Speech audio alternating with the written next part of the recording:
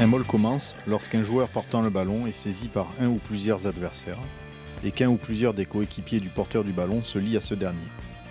Quand il commence, un maul implique au moins 3 joueurs, tous sur leurs pieds, le porteur du ballon et un joueur de chaque équipe. Tous les joueurs participant au maul doivent être dans le maul ou liés au maul. Ils doivent être sur leurs pieds et avancer vers une ligne de but.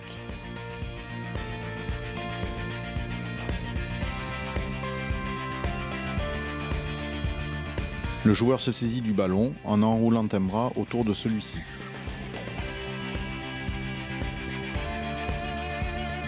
Pendant qu'il arrache, sa tête est relevée, son dos placé, ses jambes fléchies.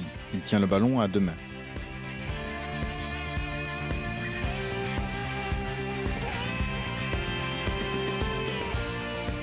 Le partenaire qui vient étayer doit avoir son bassin à la même hauteur que le porteur de balle. Sa tête est relevée et placé dans un intervalle, ses jambes sont fléchies, son dos est plat. Le troisième joueur, qui vient se lier derrière eux, arrache le ballon au porteur de balle. Il reste au contact avec les épaules et lève la tête.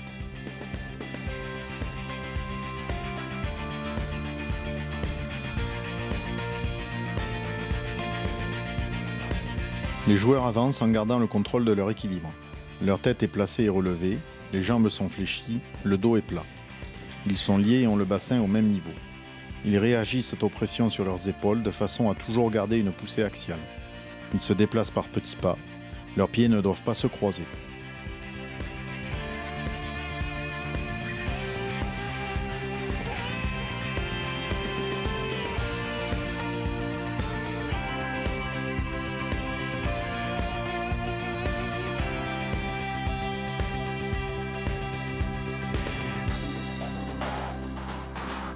Les joueurs impactent en positionnant leur tête entre les hanches de leur partenaire. Il est essentiel que les joueurs visualisent le plus longtemps possible la zone où ils vont mettre leur tête. Au moment de l'impact, les jambes sont fléchies, le dos plat. Les joueurs doivent garder le contrôle de leur équilibre en étant actifs sur leurs appuis.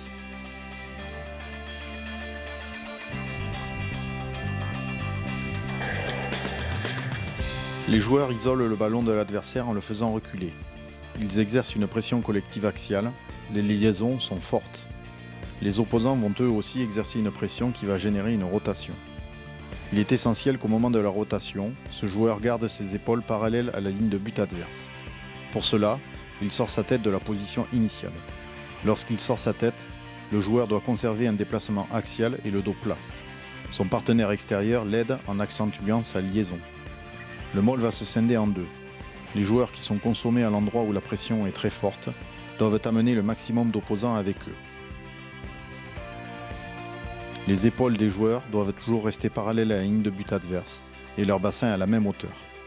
Le porteur de balle doit toujours rester en contact avec les 2 joueurs qu'il a devant lui.